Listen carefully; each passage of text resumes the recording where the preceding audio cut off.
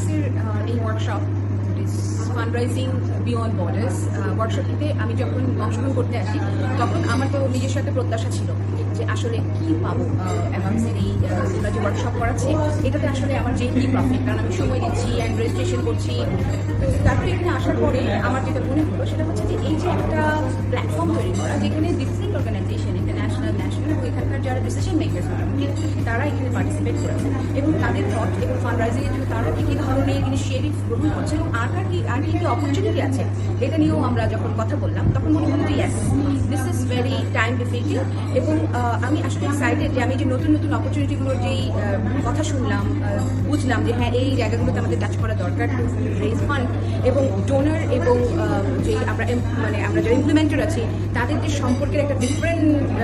Perspective আছে। আমরা donor এবং ইমপ্লিমেন্টার না ভেবে আমরা পার্টনারশিপ অ্যাপ্রোচে যাওয়ার জন্য যে নিজেকে প্রস্তুত করতে পারি এই থটগুলো আমাকে আবার চিন্তা করতে সহযোগিতা করলো যে আসলে দেয়ার ওয়ে আউটস আমাদেরকে সবসময় অ্যাক্টিভ থাকতে হবে এবং we have to think out of the box. যেখানে আমরা চিন্তাই করছি না সেই চিন্তাটাকেই আমাকে করতে হবে এবং আউট অফ নো ওয়ে আমার ফান্ড রেজ হতে পারে এই চিন্তাই আমাকে এগিয়ে যেতে হবে। So a lot of thanks to AVAX to organize this time-defeating workshop and very good luck যে আপনারা এরকম কাজ চালিয়ে যেতে পারেন। Thank you.